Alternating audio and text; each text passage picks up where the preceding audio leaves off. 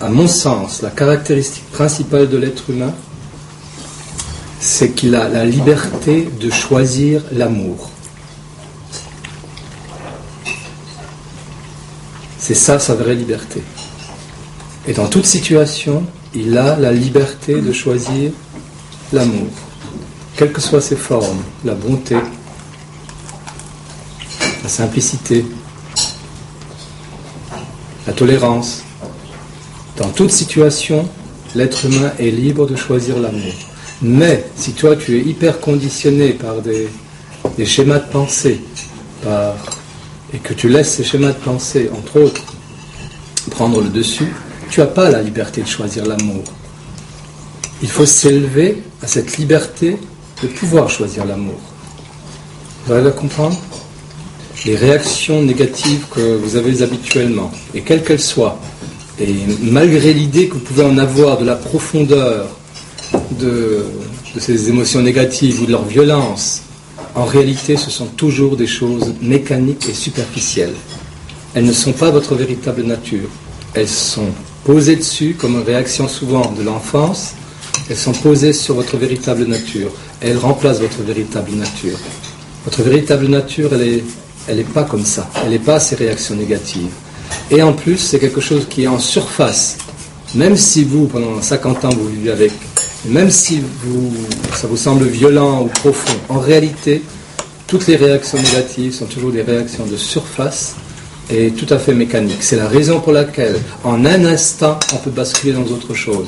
Dès que soit le schéma de pensée est effacé, soit que soudain, parce que vous avez fait un certain travail, vous êtes capable de voir la situation à partir d'un autre point de vue, beaucoup plus juste, beaucoup plus sage, beaucoup plus intelligent, beaucoup plus empathique, beaucoup plus responsable, avec beaucoup plus de cœur. Dès que vous êtes connecté à ce qui fait véritablement la nature humaine, et c'est quelque chose d'éminemment précieux, dès que vous êtes connecté à ça, le reste est effacé en une seconde. Mais tant que ça n'est pas effacé en une seconde, c'est bien là, et vous avez l'impression que c'est fort, que ça vous emprisonne, que ça vous domine, etc. Mais en réalité, ce n'est pas le cas. Et c'est visible toujours dans des situations qui sont presque comiques. Oui, moi j'observe ça souvent. Il y a deux personnes qui ne s'aiment pas beaucoup, qui se rencontrent, elles se font la gueule. Tout de suite, vous voyez la gueule vraiment, hein, mais vous voyez la gueule, comme un animal. Hein, tu pourrais dire quel animal c'est. Ils font la gueule quand elles se rencontrent et elles se détournent comme ça l'une de l'autre et continuent à vaquer à leurs occupations et elles sont en occupation avec une autre personne. Et là, tout de suite, la gueule ça se transforme en un visage avenant et souriant avec une autre. Ça signifie qu'en un instant, ces émotions sont évacuées. En un instant, ces réactions mécaniques disparaissent. Vous comprenez l'idée ? Si c'était profond, ça ne pourrait pas disparaître comme ça. En un instant, quoi. Et c'est quelque chose de journalier, quotidien. Ça arrive tout le temps aux gens. Tu les regardes, tu vois exactement ça. Tu as l'impression d'être au théâtre, tu vois, ou dans un film. Comme ça, hein, au théâtre, dans les films. Provoque des émotions, on sort, provoque. Et donc, vous, avec moi, vous ne pouvez pas croire à ça, quoi. Vous ne pouvez pas prendre ça au sérieux. La seule chose que vous pouvez prendre encore au sérieux, c'est de dire, tiens, cette personne est emprisonnée dans ça et elle souffre de ça, elle fait souffrir les autres avec ça.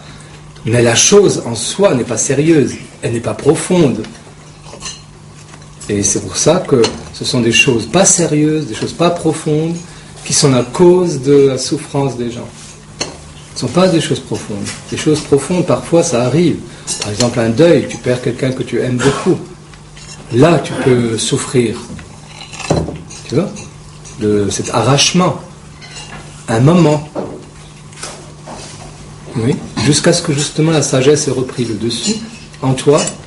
Et cette sagesse fait à peu près l'effet de ce que je disais hier, te fait souvenir des bons moments que tu as passés, dans la gratitude de ces bons moments passés avec cette personne, et de ce très beau souvenir qui reste en toi. Et cette même sagesse te fait te raccrocher à nouveau à la vie présente, et t'ouvrir au futur. Et c'est comme ça qu'on passe d'un état de deuil à un état de vie, à nouveau, d'ouverture à la vie. Mais ça, ce sont des moments de souffrance qui peuvent être graves, douloureux. ou parfois le choc de la souffrance d'un autre, quand soudain on voit un autre souffrir ou d'autres souffrir, ça peut être un choc et une profonde souffrance pour soi-même. Si vous voyez souffrir votre enfant, ou votre ami, ou votre époux, votre épouse, votre père, votre mère, c'est sûr que devant cette souffrance, vous pouvez entrer dans une forme de souffrance. Et c'est normal. Mais ce ne sont pas des émotions négatives, ça. C'est la véritable souffrance. La vie humaine qui est souffrance, c'est surtout ça.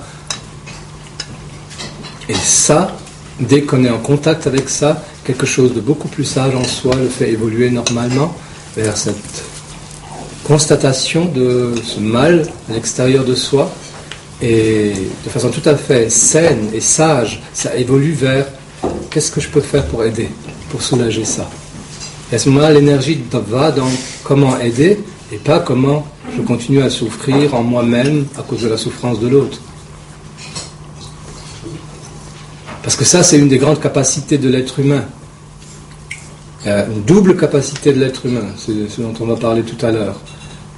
C'est qu'il a d'abord, et personne d'autre n'a cette capacité, il a la capacité de se désidentifier d'une situation, et il a ensuite la capacité, la deuxième, c'est de se transcender lui-même, de se dépasser lui-même, de se désidentifier par rapport à la souffrance, par exemple, la sienne ou celle des autres, et ensuite de se dépasser lui-même, c'est-à-dire de s'élever au-dessus de ce qu'il est à ce moment-là. Et c'est ça la dimension véritablement spirituelle.